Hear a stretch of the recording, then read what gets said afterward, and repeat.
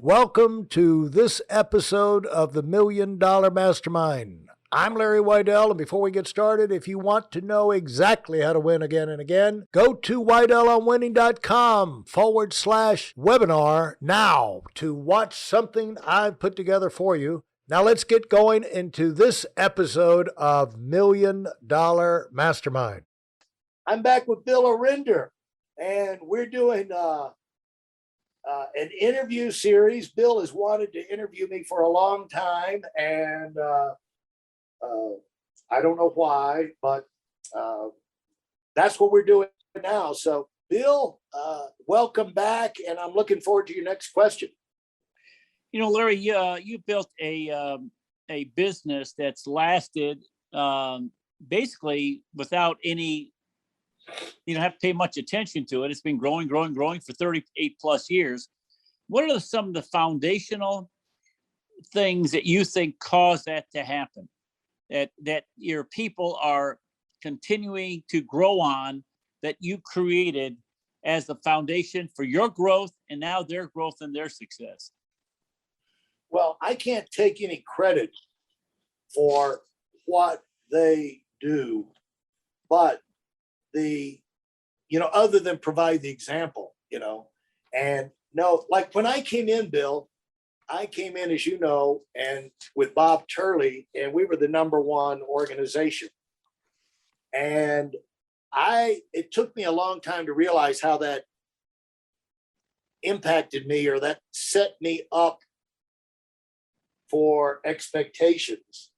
But because Bob ran the top office, it was kind of in my mind that it wasn't unreasonable for me to do that when I got out. And so example is one thing. So we always, we were running at the top. We had a tremendous track record of doing it big, but they go through all of their ups and downs too. And so you can't take credit for it.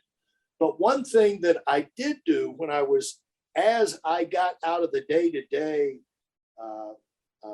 type operations, in terms of running the big umbrella thing, I did what you do. You run big rendezvous events where you can create things where they interact with each other, occasions for them to come. And then you have constant recognition. You have one thing, Bill, is the attitude that nothing good happens in my organization that I don't recognize. Because for anything good to happen, somebody had to make an effort. And so, and personal recognition, you do that with not just awards but spending time, getting people, Bill, when we were at our busiest and I was really supposedly hands-on, my version of hands-on was like when I had 40 to 60 direct regional leaders, basically big department head type things, I would spend pretty much half hour to an hour talking to them pretty much every week. I do believe in that thing that you solve most of the people problems by spending time. And so you have reasons, if you're running projects and you're keeping up with numbers, and you're keeping up with what's going on underneath them, you have reasons to talk to them. And issues come up that you can discuss, and then that keeps you sharp. Because you're explaining things to them, and then that gives them an opportunity to learn another side of the business. So you just kind of do a lot of one-on-one development just by handling the things as they come up, and they learn not only how to handle that one, but how to handle that going forward, where they don't pretty much need you in handling that next time, And so those are some of the keys, because you develop people that just know how to figure things out.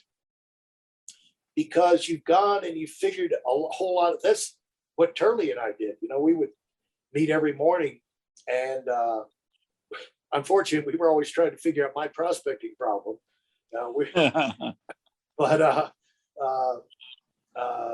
you learn things when you're spending time, and that things come up that wouldn't come up.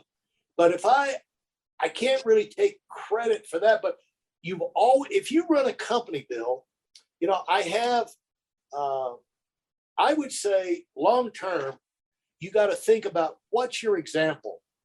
What do you stand for in their mind? And like one thing, that's one reason I did the big hitter call.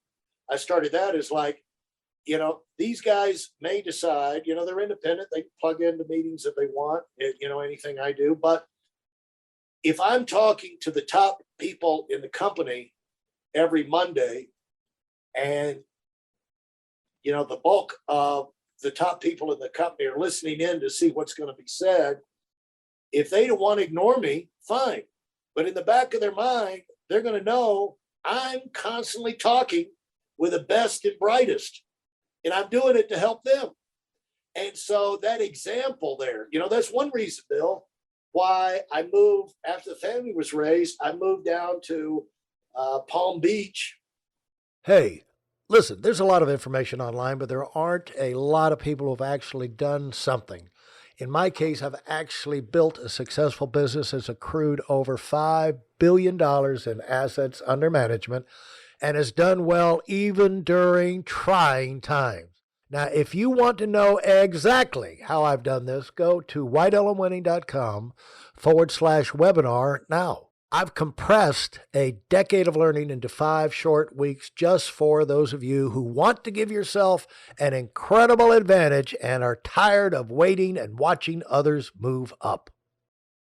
And then eventually got a place. Once I found out how hot it is in Florida in the summer, I got, and plus I spent a lot of time in the winter skiing in Aspen.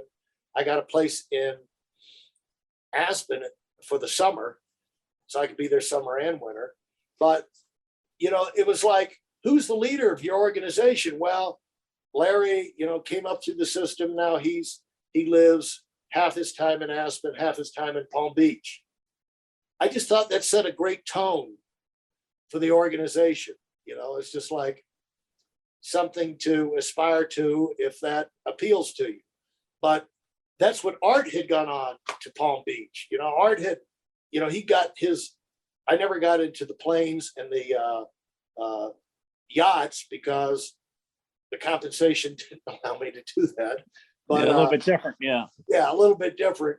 But you know, I could simulate it. You know, it's like, where do the billionaires live? Well, they live in Aspen and Palm Beach. It's two of the popular places. And so, you know, they got more Gulf Streams, people who have Gulf Streams, who have homes in Aspen than any place in the world, you know, and everybody knows about Palm Beach. So, you know, I've been a member of Mar-a-Lago so long, they made me a lifetime member. And the golf course there, I mean, just all this incredible stuff, you know, so you got to think of the example. There's all, you know, it's not that you're out there all the time, but it's like, where do you live? It's like, what do you stand for? And so with my time, I kick off the week with a bang. Everybody can plug in, and a large number of people do. And I've been doing that all along, but I've been doing it on a big level since 2010. And so the example is huge. And then the other thing is recognition. You've got to have the numbers. If you're sending them out, the top people pay attention and they know they're going out, but you've got to have a scoreboard and you got to personalize it down to their level. And as many recognition letters as you can do. You know, at one time I was sending out 800. I was signing, this is when I lost my ability to write my signature. I wrote 800, I probably did that 15 years, 800 congratulatory letters, signed them every month to let people know what they were doing was appreciated. And so I'd say recognition, uh, uh, accountability in terms of they always know someone's watching the numbers. And then the example you set are always key in terms of keeping your team unified and in the growth mindset. Those are things that come to me. Ask me some more questions. I might think of something else, but I can't take credit for what they do. I can only take credit for what I do. And so those are the things that are important to me to provide that overall umbrella and image to our team as being a distinct element inside the company. But also, Bill, that's the personal example is I've gone on to other things to kind of expand people's thinking. That's what was behind the book. As a way of getting information in their heads to a larger number of people that I could spend one-on-one time with. That was the book. And then the podcast is to help not is a way of giving back, but also expand the group of friends I have inside and outside of the company to help everybody grow.